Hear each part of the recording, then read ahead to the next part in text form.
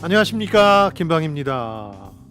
1990년대 초에 2000년 밀레니엄 다특집 트렌드 보고서라는 작업을 한 적이 있습니다. 각 분야 전문가나 석학, 미래학자들을 대상으로 10여 년 뒤 세계를 분야별로 전망한 건데요. 지금 와서 돌이켜보니까 당시 예측들이 오류투성이었습니다. 암 완전 정복이나 남북 평화공존 시대 개막 같은 것들이었으니까요. 당시 잘못된 전망이 나온 이유는 크게 두 가지 때문이었을 겁니다. 10년이란 세월을 지나치게 먼 기간으로 착각하기도 했거니와 그런 장기에는 무슨 일이든 해결될 거라는 지나친 낙관주의도 작용했겠죠. 근데 10년은 그야말로 후딱 지나가고 그 기간 동안 사건은 연속적으로 진행되게 마련입니다.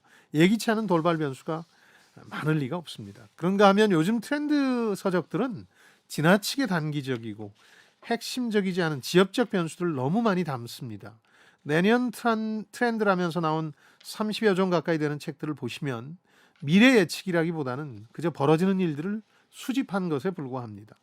게다가 어쩌면 그렇게 다 영어 앞머리 약자를 따서 말장난 비슷한 것들을 하는지요. 이런 것들은 단기적인 일시 유행, 이른바 패드거나 유행, 패션이라고 부를지언정 10년 가까이 되는 기간 펼쳐질 트렌드라고 보기는 힘듭니다. 자, 연말 보내면서 오늘 읽을 책은 앞서 말씀드린 오류들을 넘어선 10년 단위의 트렌드 정석 같은 책입니다. 2030 축의 전환이라는 책인데요. 가장 중요한 8가지 변수의 변화 추이를 살펴보면서 그들 간의 상호 관계도 규명합니다. 동시에 트렌드를 파악해서 위기를 기회로 만드는 법도 제시합니다. 지식과 지혜를 얻는 가장 경제적인 방법, 성공 예감 별책 부록 지금 시작하겠습니다. KBS 1라디오 성공예감 김방입니다. 자, 별책 부록의 책 읽어주는 남자 김방입니다. 별님 씨 모셨습니다. 어서 오십시오. 네, 안녕하세요. 네. 별책부록에서 별을 맡고 있는 광명수입니다. 반갑습니다. 흰 눈 사이로 썰매를 타고 달리는 기분 상쾌도 하다. 여러분, 메리 크리스마스. 사람이 아니라 기계가 낳은 이유가 여기 있군요. 목소리를 이렇게 자유자재로 바꿀 수 있다는 게 참 버튼 하나로 이렇게 바뀐 것 같은 느낌인데요. 그런 느낌이죠. 대단한데. 댓글 보죠. 네, 샵 9730 KBS 콩 그리고 유튜브를 통해서 많은 의견 주셨습니다. 보이지 않는 팀의 시대 어떻게 관리할 것인가? 세달 릴리가 쓴 리모트 워크 레볼루션 함께 읽어봤었는데요.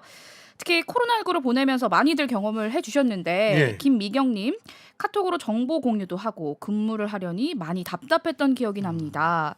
하지만 조용수님께서는 원격 근무 찬성합니다. 시간, 비용의 절감과 인간관계에서 받는 스트레스도 줄일 수 있어요. 일석삼조, 아니 그보다 더 효과를 낼 수 있지요 해주셨고 박희영님께서는 워크숍 가는 거 진짜 싫었는데 코로나로 못하게 되니까 가끔은 그 시절이 그립기도 하네요 해주셨습니다. 워크숍 가서 어디 일 얘기만 하나요? 끝나고 또 한 잔도 하고 동료들하고 어울리고. 네. 근데 이 원격 근무 자체는 찬반이 갈릴 수 있는 문제라는 생각이 들고요.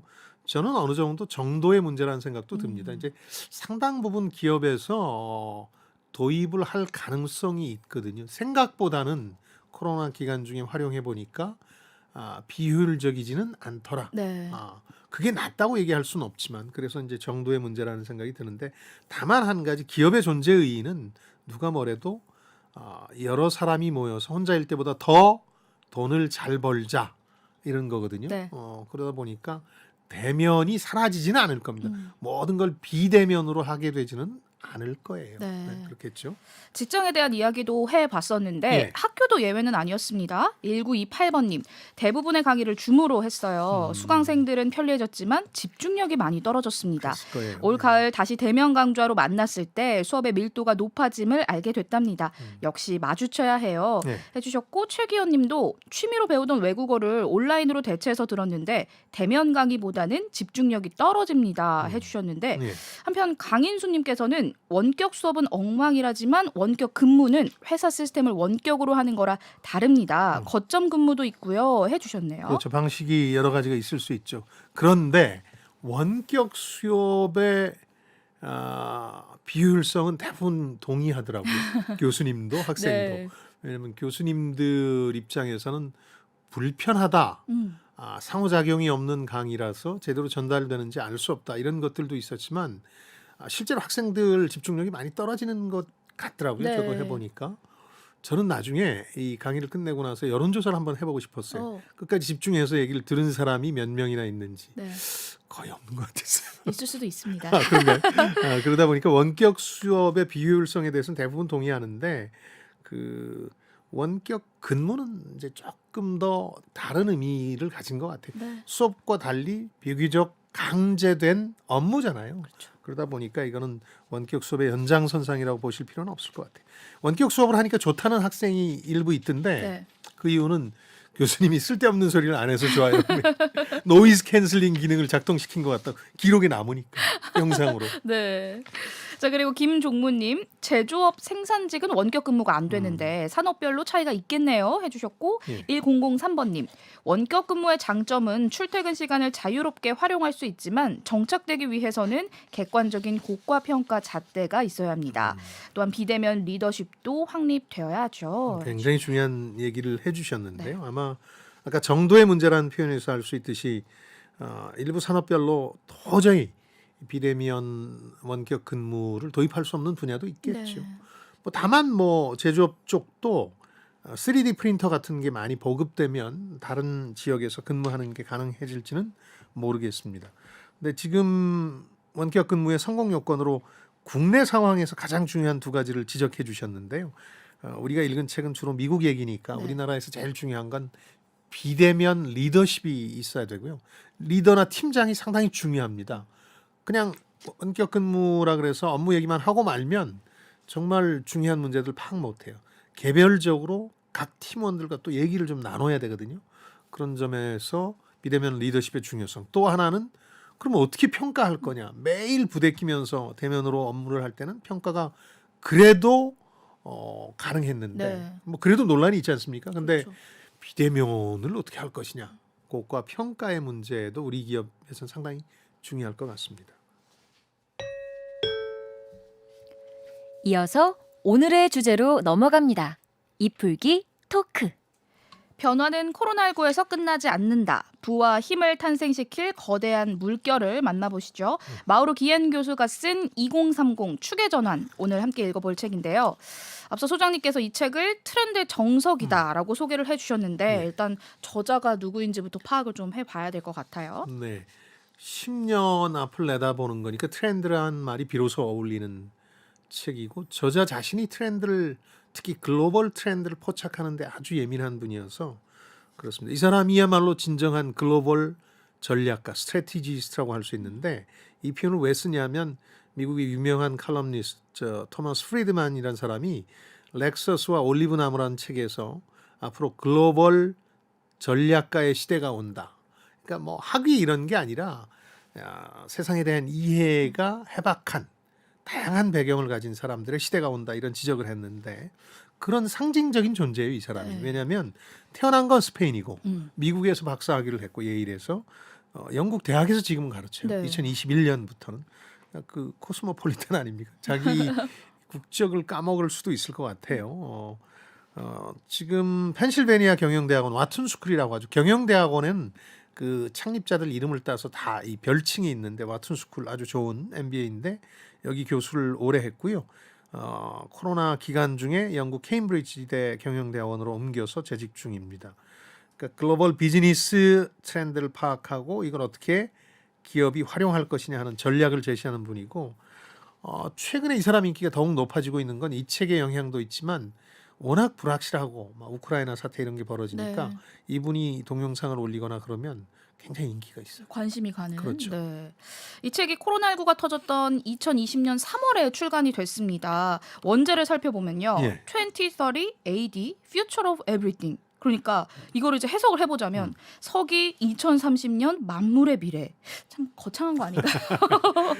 그 Future of Everything은 3월 인터넷, 네. 인터넷 of Everything 뭐 이런 데서 따온 게 아닌가 싶은데 어쨌든 흥미로운 제목인데 이걸 축의 전환이라고 했는데 네. 책을 아무리 열심히 읽어도 축의 전환이라는 게 잘 와닿질 않아요. 아마 그 토마스 쿤이라는 사람이 얘기한 패러다임 시프트 이런 걸 우리말로 염두에 두고 옮긴 게 아닌가 싶긴 한데 그래도 이 저자가 얘기하고자 하는 건 그 10년을 내다볼 때 트렌드의 정석이라면 갑자기 불연속적인 돌발적인 변수를 얘기하는 게 아니라 지금까지 추세가 계속된다는 가정하에 하는 거거든요. 네. 그러니까 연속적인 상황을 가정한다는 점에서 보면 축의 전환은 약간 오독의 가능성도 있고 그래서 불필요한 번역이라는 생각이 좀 들긴 합니다. 네. 네. 원제와 좀 비교를 해봤을 때 예. 네, 저자는 또 책에서 수평적 접근법의 중요성을 강조를 하고 있는데 예.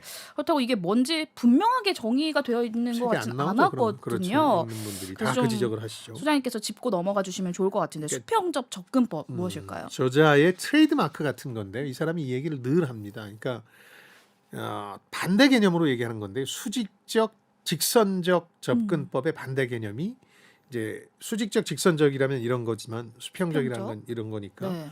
그러니까 예를 들어서 이런 겁니다. 그 수직적 직선적은 인과관계로 이루어져 있죠. 뭐 이렇게 되니까 이렇게 되더라. 네.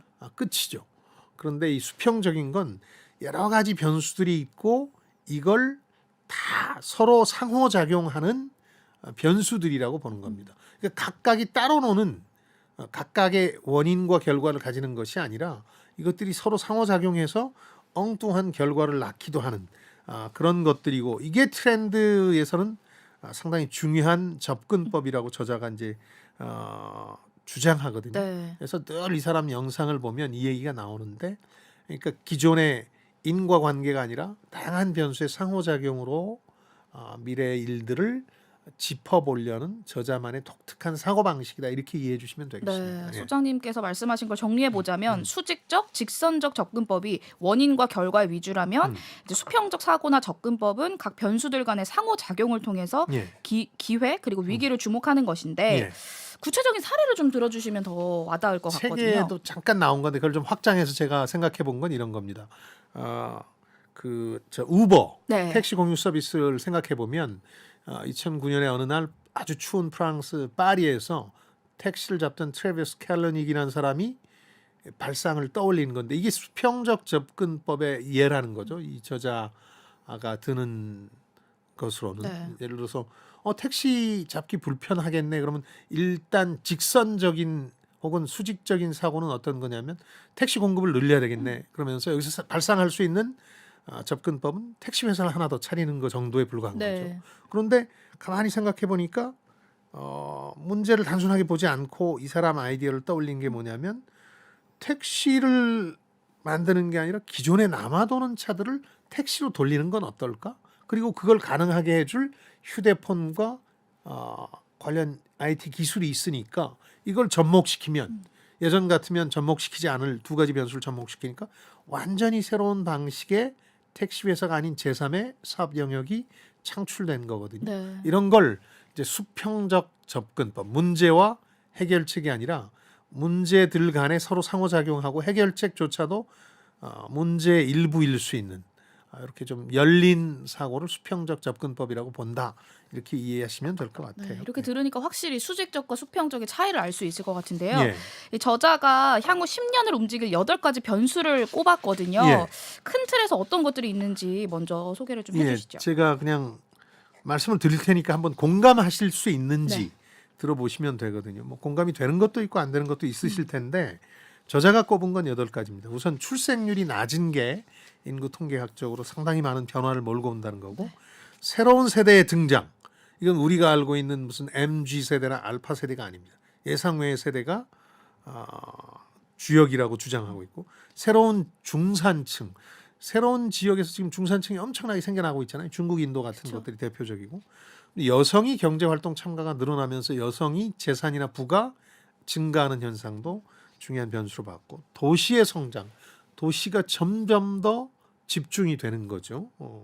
그리고 파괴적 기술 혁신, 기술 혁신의 속도가 빨라지면서 예기치 못한 정도로 특이점을 지날 수도 있는 뭐 로봇이나 AI 같은 것들이 그런 거. 그다음에 공유 경제, 이건 이미 얘기를 많이 해온 거고 네. 가상화폐와 블록체인 이 8가지를 꼽았습니다. 그러니까 대부분 공감하실 텐데 저로서는 한두 가지는 좀 글쎄요 그 진부하다는 느낌은 있었죠. 네. 도시의 성장 같은 거. 뭐 도시라는 게 인류 문명과 함께 계속 진화해 와서 지금 새삼스러운 변수일까 하는 생각이 들었고 약간 미심쩍은 건 여성의 부가 세계 부의 절반 이상을 2030년이면 차지한다는 예언도 있는데 글쎄 여성 경제 활동이 남성 수준까지 올라온다는 얘기까지는 공감해도 부를 과연 그렇게 축적할 수 있느냐에 대해서는 좀 미심쩍긴 한데 어쨌든 저자는 이 8가지 변수가 서로 상호작용을 하면서 이것 때문에 이게 벌어지는 게 아니라 네. 지금 엄청난 새로운 변화들을 몰고 올 거라고 주장합니다.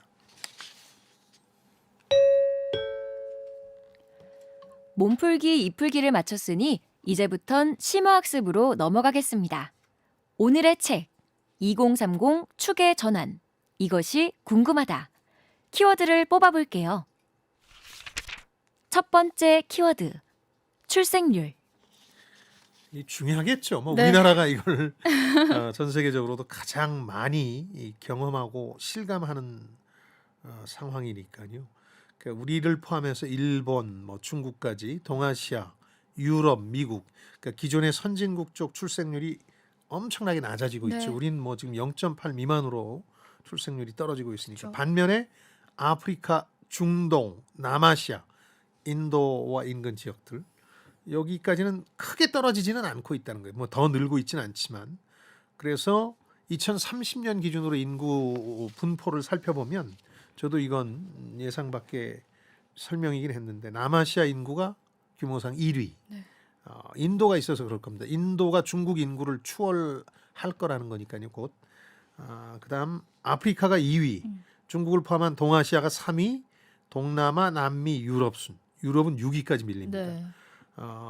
아무래도 이제 여성이 경제활동 참가가 늘어나면서 역할 변화가 출생률 저하의 가장 중요한 원인일 테고 뭐 여기는 그런 것까지 나왔어요. 뭐 사회활동하고 힘드니까 성관계에 무관심해지고 자녀들도 많이 낳아서 어렵게 키우기보다는 적게 낳아서 집중적으로 그 아이한테 투자한다. 그래서 자녀 보육이나 교육을 양에서 질로 간다. 네. 뭐 이런 것들도 등장합니다. 이게 출생률 저하와 관련된 변화입니다. 인구대국 중국만 하더라도 한때는 한 자녀 갖기 운동으로 이 억제 정책을 그렇죠. 나섰었는데 예. 결과적으로 사실 실패한 거나 다름이 없잖아요. 그렇죠. 그러니까 중국의 한 자녀 갖기 운동을 대표적인 실패 사례로 책에선 꼽고 있어요. 네. 그래서 중국이 예상보다도 빨리 벌써 지금 고령화 위기에 처했거든요. 70년대부터 2010년대 중반까지 강제적으로 한 자녀를 갖게 했더니 네. 그 세대가 완전히 일종의 단절된 세대가 돼버렸어요. 바로 그 생산 가능 인구가 줄기 시작하면서 고령화돼 버리는 거거든요. 그래서 그 당시에 그 중국 지도자들의 실수는 뭐였냐면 경제 발전이 최고의 피임이다 이런 얘기를 하면서 한 자녀를 적극적으로 추천했는데 아마 그렇게 한 근본적인 이유는 책에는 안 나오지만 중국 경제나 사회에 관한 책들을 읽어보면 공포심을 중국 지도부가 가졌던 것 같아요. 네. 이 어떤 공포심이냐면 이런 인구를 먹여 살릴 수 있느냐 식량난에 대한 공포 때문에 무조건 줄여야 된다. 근데 이미 중국 상황을 보면 1960년대 말부터 출생률이 떨어지고 있었는데 이걸 너무 가속화시켜 버렸다는 네. 거죠. 그래서 예상 외에 불균형들이 생겨났는데 하나는 그 세대는 성비도 불균형이에요. 그래서 뭐 여러 가지 부작용을 낳았던 남아 선호 사상 때문에 남자가 20%가 많아요. 그래서 2030년경 되면 책에는 자세히 묘사되어 있지 않지만 신부감 구하는 게 굉장히 어려워질 겁니다. 중국에서 그럴 수밖에 남자들이. 없겠죠. 남자가 그렇죠. 많으니까. 그렇죠. 그래서 저자는 세계에서 가장 대규모로 중국에서 고령화가 진행될 거다. 뭐 우리도 일본과 함께 가장 빨리 고령화가 진행된 나라지만 네. 여기는 규모가 차원이 다르다는 거죠. 중국 같은 경우는 60세 이상이 2030년에 1억 5천 명인데 15세, 35세 청년층 여기가 중요한데 경제 활동에서 여기는 9천만 명이나 준다. 그래서 중국도 벌써 인구 구조를 걱정하는 나라가 되어버렸죠. 사실은 이 출생률 이야기를 할 때 예. 빼놓지 않고 나오는 이야기가 돈 문제거든요. 사실 그렇죠. 경제적인 상황이 가장 중요한 건데 이거 우리나라에서도 사실 빠지지 않는 문제이기도 그럼요. 하잖아요. 그러니까 돈 문제가 어떻게 인구 구조와 관련이 있냐면 지금까지 미국인들은 빚을 내서 엄청나게 소비하는 나라, 네. 소비 대국이다 이런 얘기를 했잖아요. 그 빚을 누가 대줬느냐? 절반을 중국이 대줬거든요. 중국은 중산층이 육성되면서 계속 돈을 모읍니다. 여기는 뭐 물론 최근에는 집을 살려고 많이들 달려들어서 부동산 거품이 형성되기도 했습니다만 저축을 많이 했거든요. 네. 그걸로 미국 국채를 사서 미국인들의 빚을 대줬는데 이런 연결고리가 끊어지고 있다. 그러면서 2030년에는 중국이 오히려 쓰고 미국은 절대 저축하지 않는 나라였는데 미국 가정들도 가계도 저축이 불가피해지는 시대가 온다 이런 얘기도 하고요. 아프리카 인구가 특히 사하라 사막 이남 지역을 긍정적으로 보는데 네. 많은 경제학자들이 그건 동의합니다. 이북은 사하라 이남을 기준으로 너무 내전이나 정치적 불안정성이 높아서 밑에 쪽에는 베이비 붐이 불고 있고 13억 명 정도가 지금 되는데 38년쯤 되면 30억 거의 2배가 되니까 여기에 잠재력이 있다는 거고요. 농업과 상업 이중혁명을 갖는다. 우리는 농업혁명을 14,000년 전에 겪은 다음에 산업혁명을 200년 전, 300년 전에 겪었는데 이걸 동시에 아프리카는 겪게 될 거다. 네. 근데 놀라운 건 그런 후발 효과라고 불리는 나중에 출발했기 때문에 기회가 많은 걸 실제 지금 경험하고 있는 게 이동통신 기술이 엄청나게 발전했어요. 저도 이건 많이 느꼈는데 휴대폰은 우리보다 더 많이 보급돼 있어요. 네. 그리고 간편 결제는 우리보다 더 많이 해. 신용카드를 못 쓰니까 거기서는. 그래서 이동통신 기술이 대도약한다. 인도 같은 경우에는 이제 화장실이 귀한 나라인데 화장실보다 휴대폰 한 가정에 가진 네. 휴대폰이 3배나 많다 이런 얘기가 있을 정도니까. 그리고 지역별 뭐 불균형 뭐 이런 것 때문에 인구가 대이주가 불가피하다. 예를 들어서 지금도 경험하고 있지만 동아시아 부국, 싱가포르, 홍콩 이런데 유모 이제 아이들 봐주는 사람은 다 필리핀인들이고 그렇지 않습니까? 그렇죠. 그 가격에 해줄 수 있는 사람을 찾아 나서게 되는 거고 네. 대이주가 가능하다. 근데 그것 때문에 바로 이미 미국이 겪고 있는 것처럼 일자리를 뺏긴다 하는 잘못된 분노, 공포가 이제 만연하게 되고 정치 세력들이 이걸 이용하면서 사회는 불안정해지는데 실제로는 경제 성장에 이민이 상당한 도움이 된다. 그래서 이민이라는 표현보다 대체 이주. 내가 내 일을 해줄 사람이 없으니까 다른 네. 사람을 모셔오는 거다. 이런 개념으로 바꿔 나가야 된다. 이렇게 저자는 주장합니다. 네, 또 저자는 이런 인구 분포의 변화로 주목받을 세대를 밀레니엄 세대가 아니라 의외의 세대로 꼽았습니다. 그렇죠. 이게 새로운 세대라는 두 번째 네. 변수인데요. 저는 이게 저자의 통찰력이 빛나는 부분이라고 음. 생각하거든요. 밀레니엄 세대를 주목하는 이유는 이 사람들이 이제 사회생활을 시작하면서 잠재적 경제 활동의 주역이고 소비자이기 때문인데 그렇죠. 근데 가만히 생각해보면 돈 많은 사람은 이 사람들이 아니거든요. 네. 이분들은 돈 빠듯하죠. 네, 이제 벌기 시작했어요. 그러니까.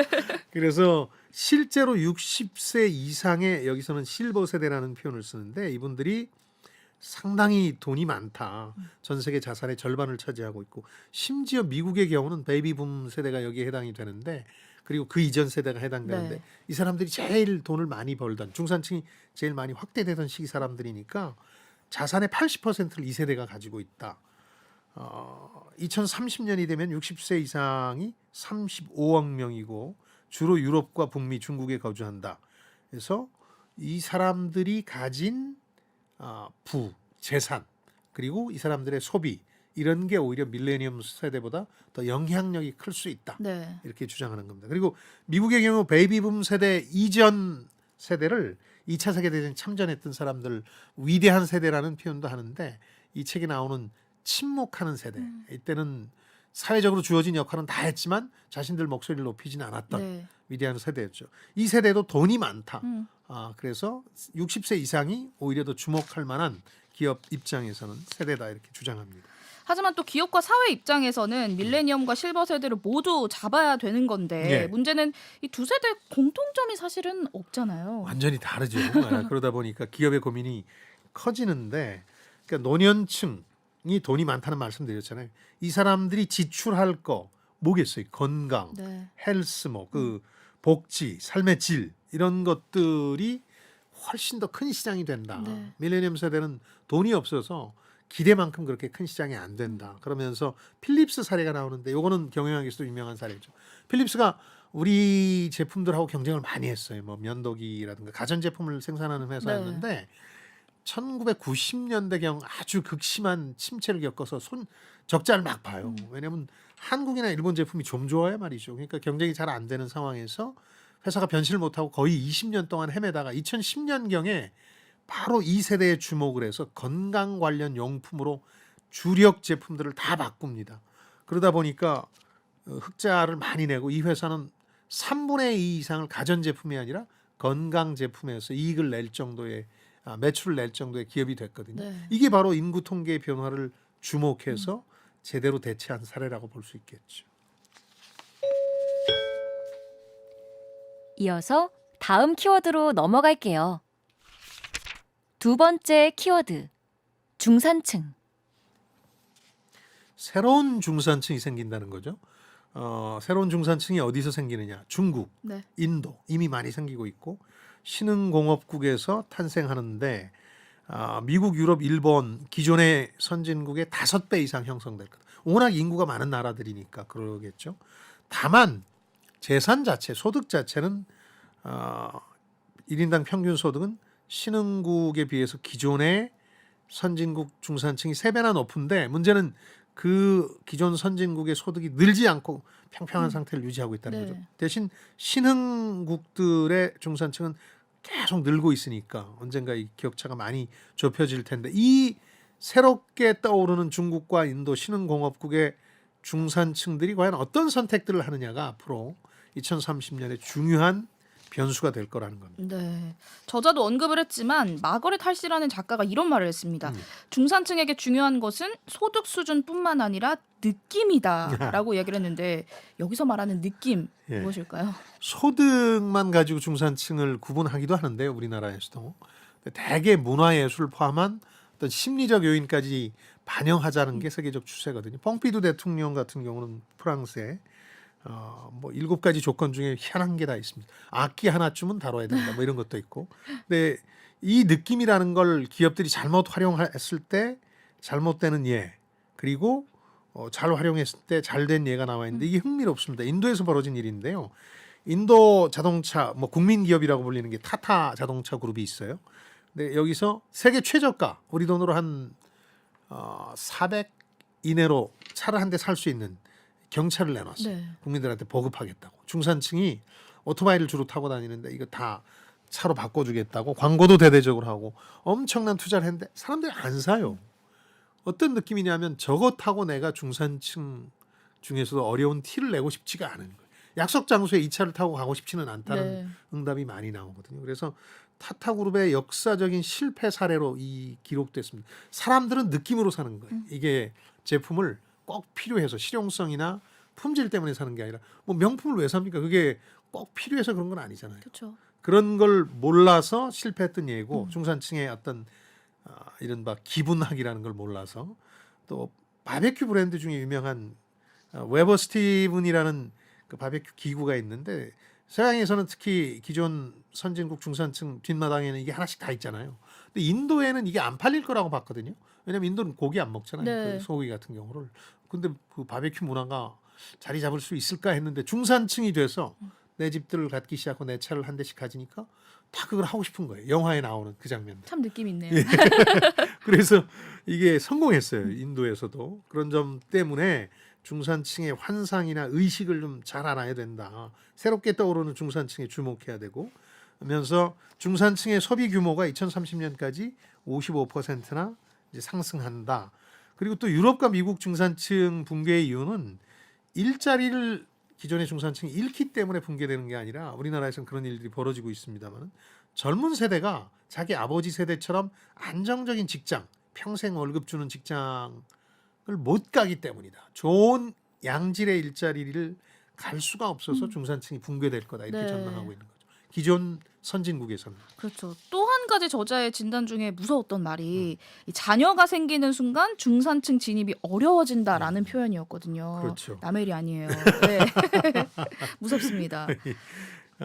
출산에 혹은 그 이후에 보육과 교육에 돈이 많이 드는 건 어느 나라나 마찬가지다 보니까 2030년이 되면 유럽과 미국 중산층이 이제 많이 줄게 되는데 이 기존 선진국의 중산층은 30년 동안 평균 연령이 가장 빠르게 높아진 세대고 베이비붐 세대 이후에 좋은 직장에 진입할 기회들이 점점 줄고 있다는 거죠. 그래서 미국도 중산층을 일부러 육성했던 사례들이 있습니다. 기업들이. 왜냐하면 기업 물건을 사줘야 되는데 중산층이 소득이 너무 없거나 중산층 수가 너무 줄어들면 사줄 수가 없잖아요. 네. 그래서 포드의 실험이 대표적인데 포드가 잘 나갈 때 T 모델로 상당히 잘 나갈 때 갑자기 어느 날 헨리 포드가 발표를 하죠. 임금을 하루아침에 2배로 올리는 겁니다. 그리고 그 궁극적인 목적은 뭐 근로자를 위해서라기보다는 근로자들이 우리 회사에 차 한 대쯤은 살 수 있도록 해주겠다. 네. 하는 일종의 먼 시각에서 중산층 육성 정책이었던 건데 그런 적도 있고 또 최근에는 아마존이라는 회사가 워낙 월급이 짜다는 불만들이 제기되니까 거의 2배 가까이 갑자기 올린 적이 있었거든요. 네. 그것도 내 회사 사람들이 우리 물건을 못 사면 즉 우리가 원하는 만큼 중산층이 육성되지 않으면 회사가 어려워질 수 있다 이런 위기감에서 나온 건데 기존 선진국에서는 그런 위기감이 현실화될 가능성이 높다. 네. 그러다 보니까 기존 선진국에서는 이 중산층 붕괴를 막기 위해서 혹은 빈곤층을 돕기 위해서 우리나라에서 논란이 많았던 그 기본소득세 이런 논의가 앞으로 계속해서 10여 년간에 걸쳐서 이루어질 거다. 네. 그런 얘기도 나옵니다. 또 중산층 이야기하면서 빼놓을 수 없는 게 여성의 경제활동 참가거든요. 예. 소장님께서는 아까 이럴 것까지는 않다라고 말씀을 해주셨는데 네. 저자는 2030년 여성이 세계 부의 절반 이상을 차지한다는 전망을 내놨습니다. 동의하지는 않으셨잖아요. 이게 그럴까 싶은 게 워낙 지금 상황이 좋지는 않아서 네. 지금 여성의 한 40% 정도가 그러니까 한 15억 명이 양성 평등이 제대로 지켜지지 않는 나라나 지역에 살거든요. 사우디가 여성들이 운전하게 된 게 2018년이에요. 네. 운전도 못하는 나라였다니까요. 그러니까 쉽게 믿기는 어려운 예측인데 다만 이런 부분은 있는 것 같아요. 그 여성 경제 활동이 계속 늘어나다 보니까 지금 주요 선진국에서는 80%를 넘어서고 있거든요. 네. 우리는 80% 근처로 가고 있는데 상당히 부도 여성 쪽으로 이전이 될 거다. 이게 남성의 부를 앞지를 것이냐 10년 후에 그거는 장담할 수 없겠습니다만 네. 어쨌든 저자는 그걸 상당히 주목한 겁니다. 여기 흥미로운 게 며칠 전에도 그 영화를 보다가 그걸 느꼈는데 시애틀의 잠 못 이루는 밤을 우연찮게 다시 보게 됐는데 거기도 보면 그 맥 라이언으로 나온 기자죠. 지방지 기자인데 이분이 노처녀니까 동료 여기자가 그러거든요.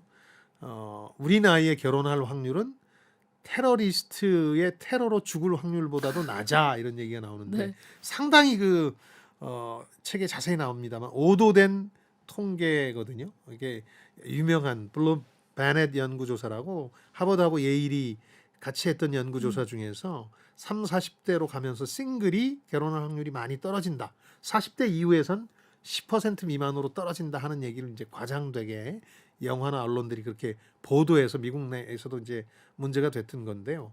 흥미로운 건 저자는 여자가 혼자일 때 아이를 갖지 않았을 때 가장 돈을 잘 모을 수 있고 네.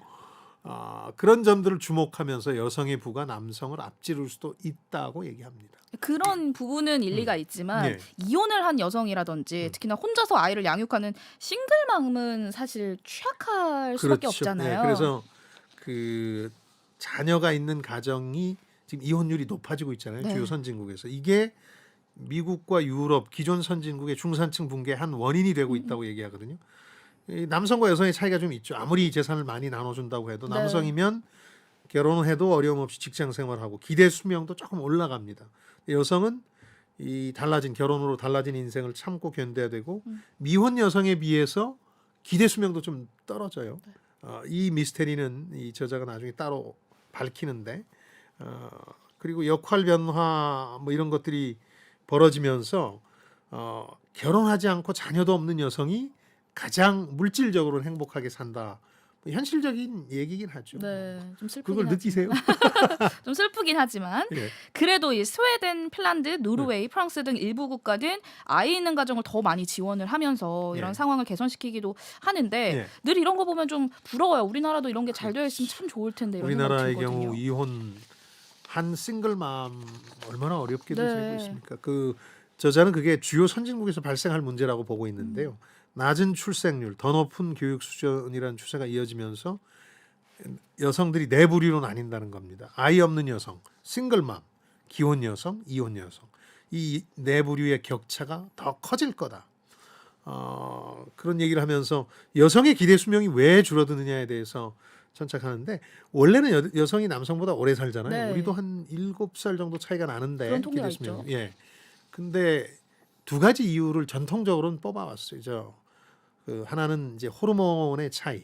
여성들은 아이를 수육하고 키워야 된다는, 출산해야 된다는 부담 때문에 그 여성 호르몬이 많이 분비돼야 되고, 그게 이제 기대 수명을 늘려놓는다 하는 유전적 요인이 하나 있었고, 두 번째는 그보다 더 중요한 요인으로 여성들은 사회 활동 많이 하질 않았으니까 네. 그간은, 그러니까 사회적 위험에 노출될 게 없잖아요. 흡연, 뭐 이제 술, 교통사고 뭐 이런 부분에서 좀 부족했는데, 여성의 경제활동 참가가 늘어나면서 기대 수명이 조금 선진국에서 낮아지는, 여성이 그런 역설적인 현상도 벌어지는 거죠. 이어서 다음 키워드로 넘어갈게요. 세 번째 키워드, 도시화.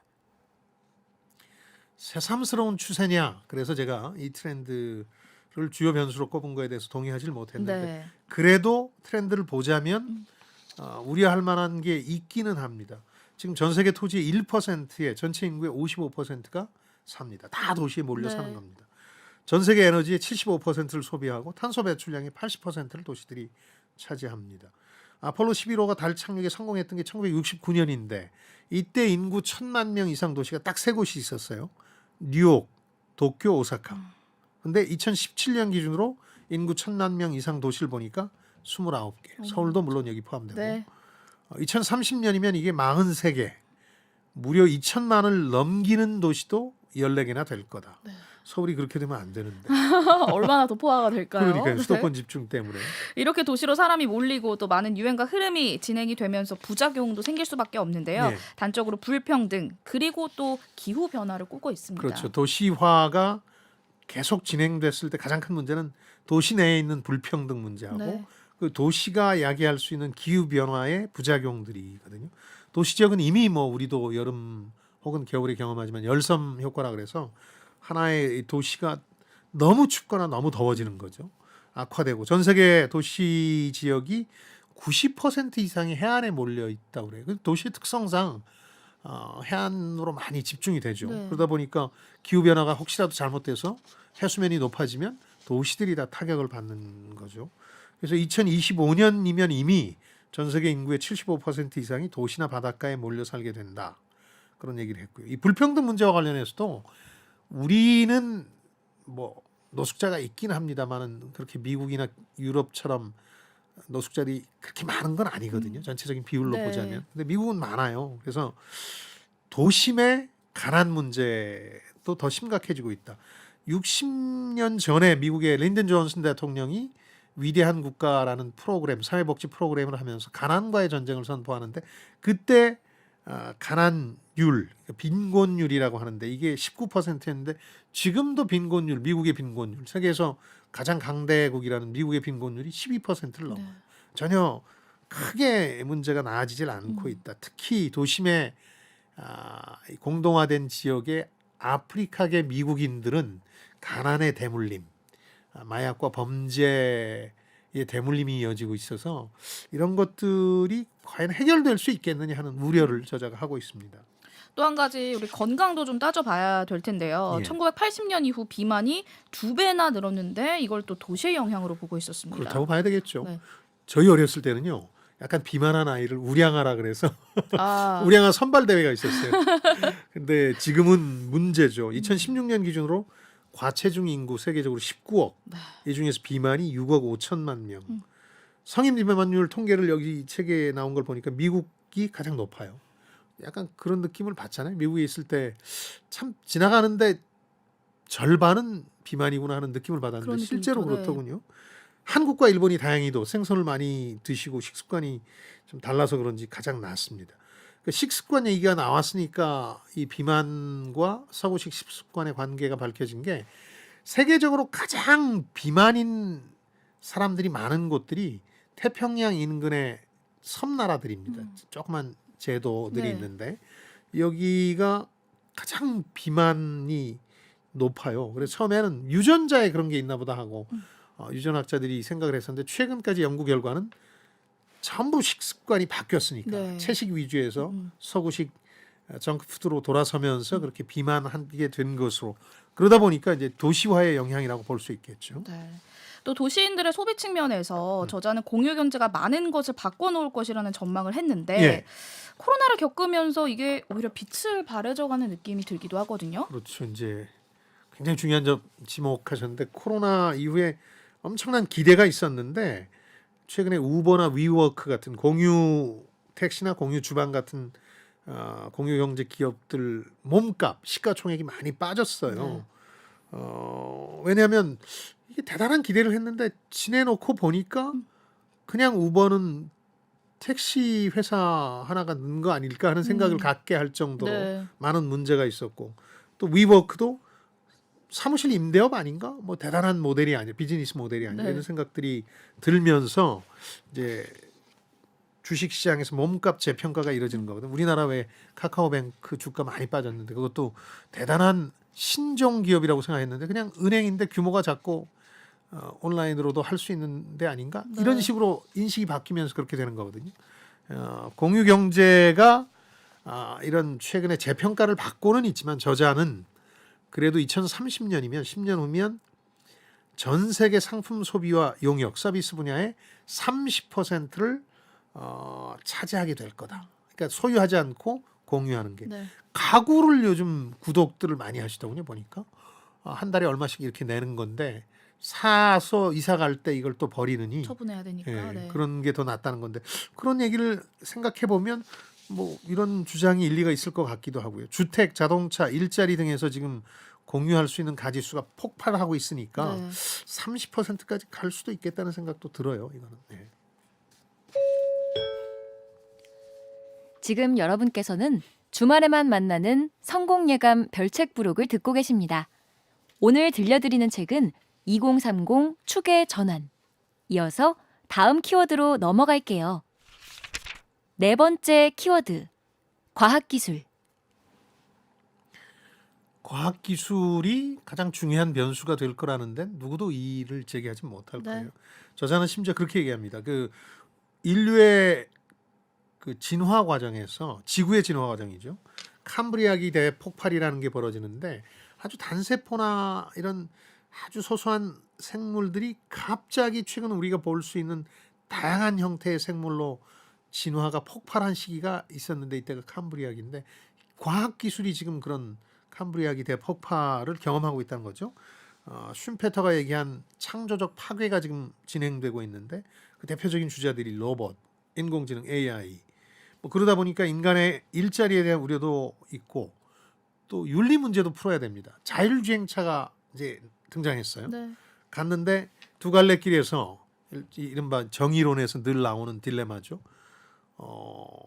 사람을 칠 수밖에 없게 됐어요. 아주 가까이에 선택을 해야 되는데 한쪽은 한 사람이고 한쪽은 5사람이 있다든지 혹은 뭐 한쪽은 청년이 있고 한쪽은 네. 노인이 있다든지 사람이 아니라 자율주행차가 결정해야 돼요. 어느 쪽을 쳐야 될까? 그건 사람이 이 윤리 문제를 답을 정해서 자율주행차에 탑재를 시켜야 되는 거죠. 그렇죠. 이런 상당히 까다로운 문제들이 있는데 여론조사해 보니까 동물보다는 사람, 소수보다는 다수, 노인보다 청년을 우선해야 된다. 이런 답변이 많았다 그러는데 어르신들 들으면 되게 기분 나쁠 얘기 같은데 서운하시죠. 네. 청년이 미래니까 그럴 수도 있나요? 어쨌든 인류사에서 기계 장치로 하여금 인간의 생명을 순식간에 그것도 인간이 실질적으로 통제하지 않고 자동으로 결정하게 한 적이 없었는데 이제 그런 것까지 해야 되는 그야말로 상당히 어려운 과학기술이 편리하기도 하지만 다양한 어려움을 동반하기도 하는 시대에 접어들게 됐다. 전 세계적인 합의가 필요하니까 네. 자율주행차 어떻게 할 거냐. 반면에 이 긍정적인 측면들 보면 3D 프린터라고 저도 제 친구 녀석이 3D 프린터로 차를 제조하는 사업을 진행해 왔기 때문에 이걸 아는데 3D 프린터는 거의 만능이거든요. 네. 원하는 재료의 배합 비율만 넣어놓으면 대부분 제품을 어디서든 만들 수 있게 되는 거예요. 이 프린트만 있으면 지금 일부 품목들은 3D 프린터로 만들어내고 있으니까 이게 엄청난 그 변화를 몰고 올 수도 있다는 거죠. 공장을 굳이 한 곳에 정해서 여기서 다 만들 필요가 없는 거죠. 네. 운송과 유통이 필요 없을 만큼 소비가 벌어지는 곳에서 바로 3D 프린터로 만들어낼 수 있으니까 운송 유통업이 완전히 사라져버릴 수도 있는 거고 그다음 사물 인터넷 이제 모든 사물이 인터넷으로 연결되는 건 나노 기술 이런 것들도 캄브리아기 대폭발처럼 우리 기업 산업 경제 환경을 뒤바꿔 놓을 과학기술이라고 저자는 꼽고 있습니다. 또 저자는 손목시계의 역사를 통해서 기술 발전이 제품 제조는 물론이고 판매 방식 등 거의 모든 것을 바꾼다고 강조했는데요. 예. 근데 시계는 사실 늘 변함없이 시계였던 것 똑같은 것 같은데 같고, 예. 기술 혁명까지 논할 일일까요? 저도 이 시계 역사를 공부를 많이 했거든요. 네. 재미있어서 시계 역사를 꽤 많은 지면을 할애해서 저자가 썼는데 그 이유는 시계가 돌고 도는 거를 보면서 기술 혁명은 일어나고 그걸 어떻게 기업이 활용하느냐에 성패가 달렸다는 얘기를 하고 싶었던 것 같아요. 네. 서너 차례 기술 혁명이 벌어지는데 맨 처음 시계가 어떻게 등장했느냐는 아직도 뭐 각기 다른 얘기가 있어서 누가 만들었다, 한 사람이 만들었다 이렇게 얘기하기 어려운 네. 대목이 있는데 17세기 중반 유럽에서 시계가 등장했다는 게 정설입니다. 근데 브라질에선 자기네가 가장 먼저 만들었다 주장합니다. 네. 이걸 또 손목에 차기 시작한 거, 우리가 지금 보는 손목 시계 형태로 한 거는 전쟁에서 필요성 때문이었어요. 왜냐하면 시간을 맞춰서 돌격 앞으로 해야 되는데 참호에서 시간 맞추기 어려워요. 시계를 볼 데가 없잖아요. 네. 그러니까 손에 가죽끈으로 묶기 시작했는데 이게 시작이 됐고, 스위스인들이 왜 이 분야에 해박했느냐. 프랑스에서 종교 탄압을 할 때 종교개혁 당시에 이 신교도들이 많이 스위스로 건너오는데 이때 뛰어난 귀금속 기술자나 장인들이 많이 건너옵니다. 그래서 스위스가 시계의 본산이 되는 거죠. 기술 혁신은 몇 차례 벌어지는데요. 한 서너 차례 벌어지는데 미국으로 건너가면서 이게 이제 스위스계 대량 생산, 대량 소비 체제로 기계로 찍어내는 게 되는 거고, 네. 수작업이 아니라. 또 미국에서 설계를 더 단순화하고 단가를 인하하는 움직임도 있었고, 1980년대는 우리가 다 아는 일본의 수정 쿼츠 기술이 발전해서 시계 산업을 뒤바꿔 놓습니다. 일본 시계 브랜드들이 그 당시에 우리가 아는 세이코 이런 것들이 상당히 그 휩쓸게 되는 게 이 수정을 활용했기 때문이었고요. 2027년엔 더 근본적인 변화도 이릅니다. 휴대전화가 등장하잖아요. 네. 시계가 필요 없어진 거잖아요. 맞아요. 전화가 나오니까. 뭐 그럼에도 불구하고 손목 시계를 요즘 차고 다니시는데 그 이유는 꼭 시간을 알기 위해서가 아니라 이게 나 자신을 증명하는 사치품이 된 거죠. 네. 그래서 돌고 돌아서 롤렉스에서 롤렉스로 끝났다. 그것 또한 저자는. 느낌이 아닐까. 그렇죠. 느낌이죠.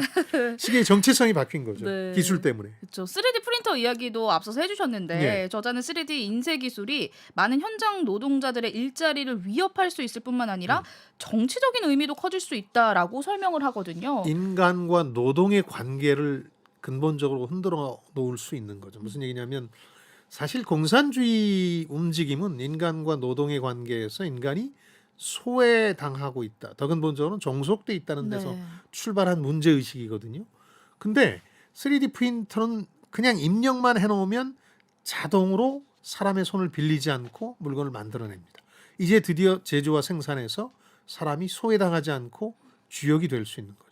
근본적인 정치적 변화까지 이끌 수 있죠. 다만 3D 프린터 자동차 사업을 했던 친구가 최근에 어려움을 당하는 걸 보니까 그래도 자동차는 수작업으로 한 명품 자동차를 좋아하는 것처럼 네. 사람들은 환상적인 상품을 사기를 원하기 때문에 아까 타타 나노의 경우처럼 그 싸고 편한 것만 추구하지는 않는다. 그걸 우리가 확인하고 있지 않습니까? 네.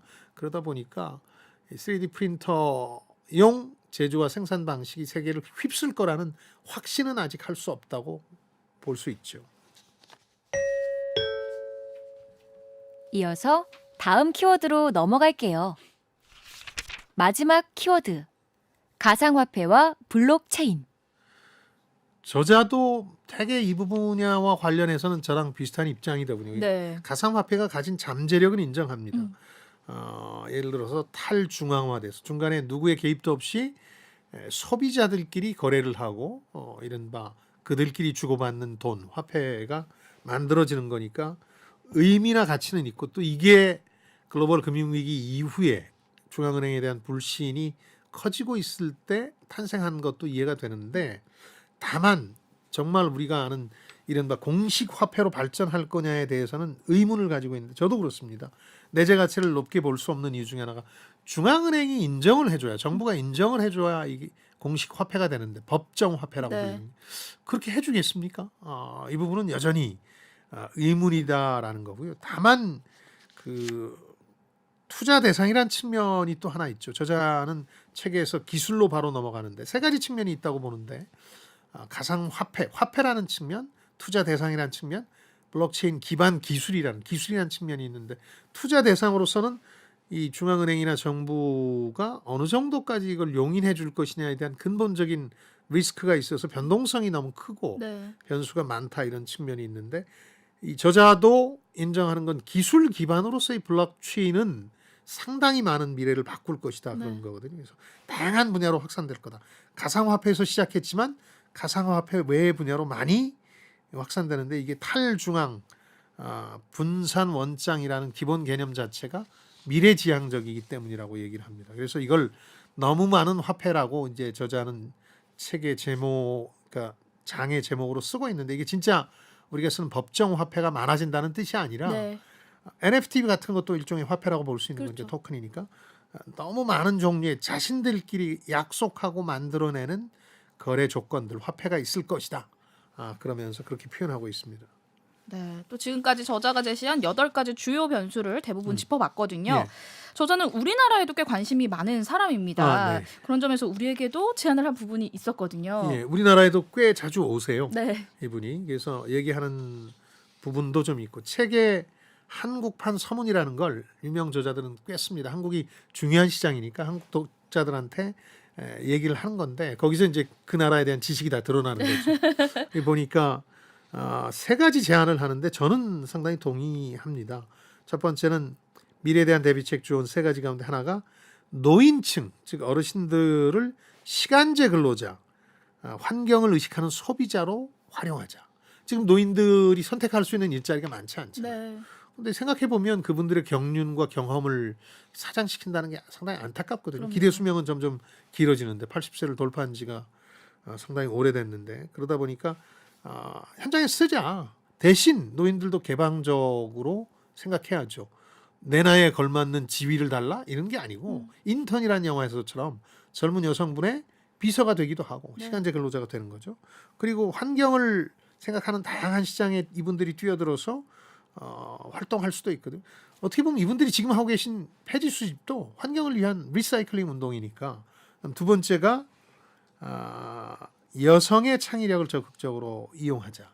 여성이 여전히 우리나라의 경우는 남성 월급의 70%에 불과하고 유리천정이라는 말도 사치스러울 정도로 장애가 많은데 여성의 참가율뿐만 아니라 이 여성들이 두각을 나타내는 분야가 늘어날수록 훨씬 더 우리 경제 활력을 얻을 것이다. 세 번째가 이민, 이주에 대한 생각을 좀 바꿔야 된다. 우리처럼 세계화되고 국제 무역의 대국인 경우에는 일본과 같은 실수를 다시 범하면 안 되거든요. 네. 막 문을 꼭 닫아 걸고 없는 일자리 임금 수준만 높일 게 아니라 과감하게 문을 열고 변화에 뒤떨어지는 사람은 막 외국인 혐오증 같은 걸 갖지 않도록 우리 문화의 일부로 수용하도록 만들자.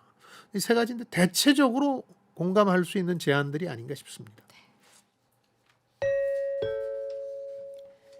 AI가 선정한 심쿵 한방. 오늘의 책 2030 추계 전환을 관통하는 핵심 구절 한방에 정리합니다. 위대한 기업을 세우고 싶다면 시대를 관통하는 진짜 흐름에 올라타야 한다. 또한 다른 사람들과 다르게 시장과 기술의 흐름을 바라보고 빨리 알아차릴 수 있는 역량도 갖추고 있어야 한다. 지나치게 단기적이고 지엽적인 트렌드 서적들이 너무 많아서요. 이거 읽어도 내 사업이나 투자에 영감을 못 얻겠다 하시는 분들은 한 길게 10년 정도 보는 네. 이런 트렌드의 정석을 좀 읽으실 필요가 있어서 연말새에 한번 읽어보시라고 권하고 싶습니다. 다음 주 책이 도착했습니다. 작은 아이디어를 큰 비즈니스로 만드는 절대 법칙, 역대 노벨 경제학상 최연소 후보인 존 리스트 교수의 스케일의 법칙 함께 읽어보도록 하겠습니다. 어떤 사람은 사업을 벌리면 더 잘 되고 어떤 사람은 왜 사업을 벌리면 망할까요?